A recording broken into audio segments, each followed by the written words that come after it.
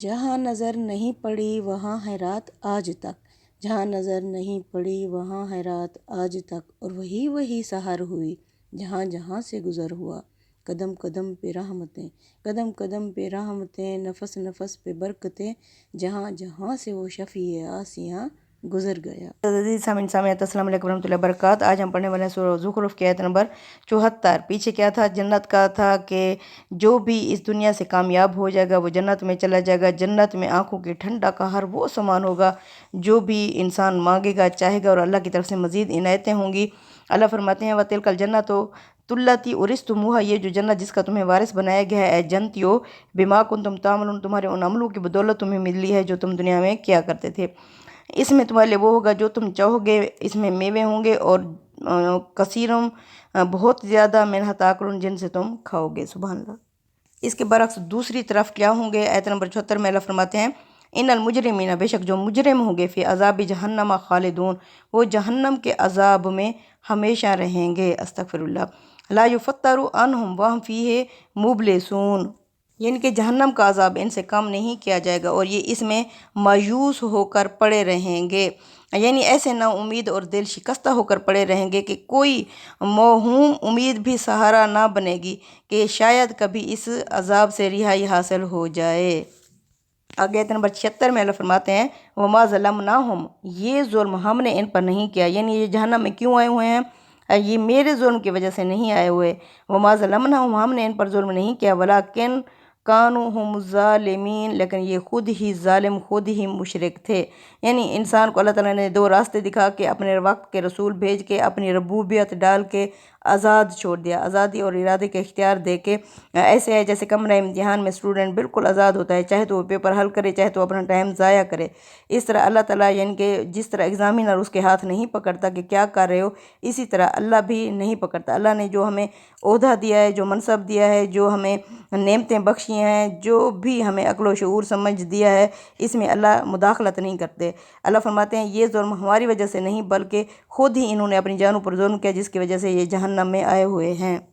آگے آیت نمبر 77 میں اللہ فرماتے ہیں وَنَادَوْا، اور یہ پکاریں گے، یا مالکو، آئے مالک، یعنی یہ جہنم کے دروغے کو پکاریں گے کہ آئے مالک، لِيَقْضِيَ عَلَيْنَا رَبُّكَ، کہ تیرا رب ہمارے بارے میں فیصلہ ہی کر دے، یعنی ہمیں موت ہی دے دے، یہ تو ہم تڑپ رہے ہیں گھڑی گھڑی، کہ اے مالک تیرا رب ہمارے بارے میں فیصلہ ہی کر دے۔ قَالَ إِنَّكُمْ مَاكِثُونَ، جواب آئے گا اس فرشتے کی طرف سے کہ پڑے رہو اس جہنم میں۔ مالک کون ہے؟ یہ جہنم کے دروغے کا لقب ہے، اسے پکاریں گے، بلکہ وہ کہے گا پڑے رہو اس میں۔ اس طرح کی صورتحال میں آخری سہارا موت ہی ہوتا ہے، لیکن یہ اس سے بھی محروم کر دیے جائیں گے کیونکہ اس موت کو بھی موت ہی آ جائے گی۔ استغفر اللہ۔ جاری ہے ازل سے یہ قانون الہی، جاری ہے ازل سے یہ قانون الہی، اعمال بگڑتے ہیں تو آتی ہے تباہی۔ نمبر 78 میں اللہ تعالیٰ فرماتے ہیں لَقَدْ جِئْنَاكُمْ بِالْحَقِّ، قریش کے لوگو ہم تمہارے پاس حق لے کر آئے ہیں، وَلَٰكِنَّ أَكْثَرَكُمْ لِلْحَقِّ كَارِهُونَ، لیکن تم میں سے اکثروں کو یہ حق ناپسند ہے۔ أَمْ أَبْرَمُوا أَمْرًا فَإِنَّا مُبْرِمُونَ، کیا انہوں نے کوئی بات ٹھان لی ہے تو ہم نے بھی ان کے بارے میں وہ بات ٹھان لی ہے۔ کیسے؟ یعنی فیصلہ کر لینا کہ رسول کو نہیں مانیں گے بلکہ اس کے خلاف کوئی بڑا اقدام بھی کر گزریں گے۔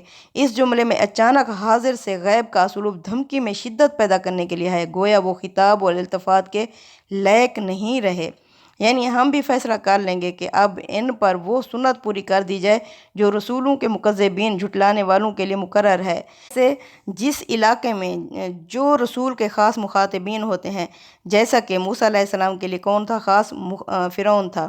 اس طرح حضرت نوح علیہ السلام کی اپنی قوم تھی۔ جب وقت کے رسول اچھی طرح آگاہ کر دیتے ہیں تو جس نے ماننا ہوتا ہے وہ بچ جاتے ہیں، جس نے نہیں ماننا ہوتا تو اللہ فرماتے ہیں کہ ان کے اندر کوئی خیر باقی نہیں ہے، تو اللہ زمین کو ایسے فسادیوں سے پاک کر دیتے ہیں۔ اس طرح قریش کے لوگوں کو بھی اللہ کے رسول ان کے اندر آ چکے ہیں، تو ایسے لوگوں پر دو عذاب دیے جاتے ہیں، ایک دنیا کا اور دوسرا آخرت کا ہوگا۔ تو اللہ فرماتے ہیں اب لگتا ہے کہ قریش کے لوگوں کے اوپر بھی وہ وقت، وہ ٹائم آ چکا ہے کہ رسول کی قوم جب اس کے خلاف آخری اقدام کا فیصلہ کر لیتی ہے تو اس کی مہلت بھی اس کے ساتھ ہی ختم ہو جاتی ہے اور اللہ تعالیٰ اس قوم کو ہلاک کر دیتا ہے۔ اللہ فرماتے ہیں آیت نمبر 80 میں، ام یحسبون، کیا یہ لوگ کیا سمجھ رہے ہیں قریش کے لوگ، انا لا نسمع سرہم، کہ ہم نہیں سن رہے ان کی چھپی ہوئی خفیہ باتیں، و نجمہم، اور ان کی سرگوشیاں، بلا کیوں نہیں، و رسولنا، اور ہمارے جو بھیجے ہوئے فرستادے یعنی فرشتے ہیں، لدیہم جو ان کے پاس ہیں، یکتبون وہ سب کچھ لکھ رہے ہیں۔ اللہ تعالیٰ یوں تو لوگوں کے ہر راز اور ہر سرگوشی کو جانتا ہے، لیکن یہاں کلام کا سیاق اور سباق دلیل ہے کہ اشارہ غالباً ان سرگوشیوں کی طرف ہے جو سورہ کے زمانہ نزول میں قریش کے لیڈر رسول اللہ صلی اللہ علیہ وسلم کے قتل یا اخراج سے متعلق دارالندوہ میں کر رہے تھے۔ اس کی تفصیل روایتوں میں بیان ہوئی ہے کہ اس طرح کی سرگوشیاں یہ کرتے رہے تھے۔ اب آگے آیت نمبر 81 میں اللہ فرماتے ہیں، کل کہہ دیجئے محمد صلی اللہ علیہ وسلم ان سے، ان کانا للرحمن ولد، اگر رحمان کی کوئی اولاد ہوتی، فانا اول العابدین، تو میں سب سے پہلے اس کی عبادت کرنے والا ہوتا۔ یہ آخر میں فرشتوں کی الوہیت کے ابطال میں ایک فیصلہ کن بات فرما دی۔ چنانچہ سورہ اثبات توحید کے اسی مضمون پر ختم ہو رہی ہے جس سے شروع ہوئی تھی، اور جو اس کا مرکزی مضمون ہے توحید کے ثبوت۔ آگے آیت نمبر 82 میں اللہ فرماتے ہیں، سبحان رب السماواتی، پاک ہے وہ رب جو آسمانوں کا ہے، والارض جو زمینوں کا ہے، رب العرش جو عرش کا ہے، اما یاسفون بہت بلند ہے ان باتوں سے جو یہ یعنی گھڑتے ہیں اللہ کے بارے میں۔ یعنی اس رب کی بندگی کرو جو آسمانوں اور زمینوں اور عرش کا رب ہے، اور بلند ہے ان تمام باتوں سے کہ کہتے ہیں نعوذ باللہ فرشتے اللہ کی بیٹیاں ہیں یا اس طرح کی باتیں۔ اللہ فرماتے ہیں، فذرہم، محمد صلی اللہ علیہ وسلم انہیں چھوڑو، یخوضوا و یلعبوا، یہ پڑے رہیں کھیل تماشے میں، حتیٰ یلاقوا، یہاں تک کہ یہ آ ملیں، یومہم الذی، اس دن سے، یوعدون، جس دن کی انہیں وعید یعنی دھمکی خبردار کیا جا رہا ہے۔ آگے آیت نمبر 84 میں اللہ فرماتے ہیں، وَهُوَ الَّذِي فِي السَّمَاءِ إِلَٰهٌ، وہ تو وہ ذات ہے جو آسمان میں بھی معبود ہے، وَفِي الْأَرْضِ إِلَٰهٌ، اور زمین کی بھی معبود ہے، وَهُوَ الْحَكِيمُ الْعَلِيمُ، وہ حکمت والا اور جاننے والا ہے۔ بے شک مطلب یہ ہے کہ زمین و آسمان دونوں ایک ہی حکیم اور علیم کی مشیت کے تحت کام کر رہے ہیں، جو نہ دنیا کو اس کے کسی واقع انجام تک پہنچائے بغیر چھوڑے گا، اور نہ اس انجام کے موقع پر کسی کو اس کے علم میں اضافے کی ضرورت ہوگی کہ مجرموں کو کیفر کردار تک پہنچانے اور نیکوکاروں کو ان کا صلہ دینے کے لیے وہ ان کی مدد کا محتاج ہوگا، بلکہ اکیلا اللہ ہی آسمانوں اور زمینوں کا الہ ہے۔ سبحان اللہ۔ وَتَبَارَكَ الَّذِي، اور بڑی ہی بابرکت ہے وہ ذات، لَهُ مُلْكُ السَّمَاوَاتِ، اسی کی بادشاہت ہے آسمانوں میں، وَالْأَرْضِ، اور زمینوں میں، وَمَا بَيْنَهُمَا، جو کچھ ان دونوں کے درمیان میں ہے اسی کی ہی بادشاہت ہے اس میں، وَعِندَهُ عِلْمُ السَّاعَةِ، اور اسی کے پاس ہے قیامت کا علم، وَإِلَيْهِ تُرْجَعُونَ، اور تمہیں بھی اسی کی طرف ہی لوٹ کر جانا ہے۔ بے شک یعنی ہر چیز اسی کی ہے، لہٰذا ہر عاقل کو اسی سے ہی ڈرنا چاہیے اور اسی سے ہی امیدیں رکھنی چاہیے۔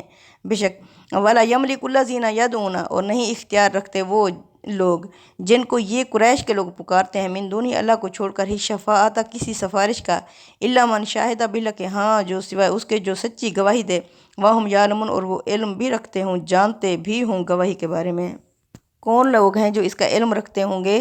جس گواہی کا ذکر ہے وہ قرآن میں انبیاء علیہ السلام کے حوالے سے بھی بیان ہوئی ہے اور فرشتوں کے حوالے سے بھی کہ یہ ان سے گواہی یعنی اللہ ان سے پوچھے گا، گواہی لے گا۔ آیت نمبر 87 میں اللہ فرماتے ہیں، والا ان سألتہم، اور اگر محمد صلی اللہ علیہ وسلم تم ان سے پوچھو، من خلقہم، کہ کس نے انہیں پیدا کیا، لا یقولن اللہ، تو یہ ضرور کہیں گے کہ اللہ نے، فأنا یؤفکون، پھر یہ کہاں بھٹک جاتے ہیں، کہاں پھرائے جا رہے ہیں۔ نمبر 88 میں اللہ فرماتے ہیں، وکیل ہی یا ربی، اور گواہی دیں گے اس دن کون، محمد صلی اللہ علیہ وسلم، یا ربی، کہ اے میرے رب، ان ہؤلاء قوم لا یؤمنون، کہ اے میرے رب، یہ جو میری قوم کے لوگ ہیں، لا یؤمنون، یہ اس پر ایمان ہی نہیں لائے۔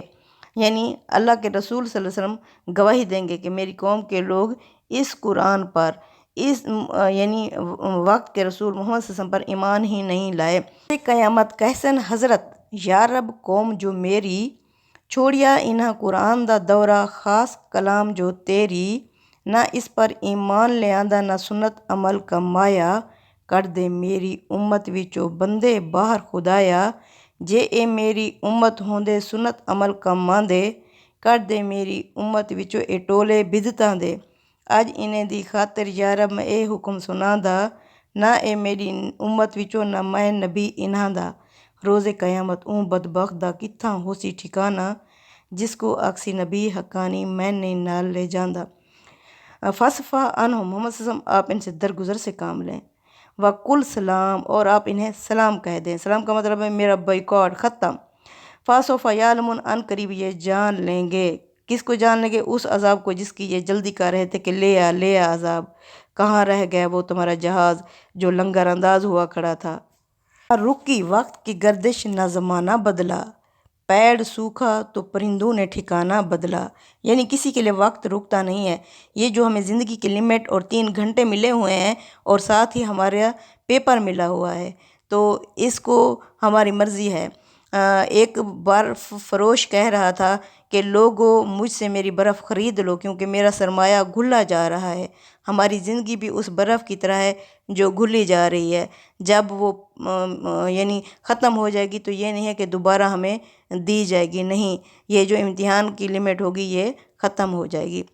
صدق اللہ العظیم۔ تقبل منا انک انت السمیع العلیم وتب علینا انک انت التواب۔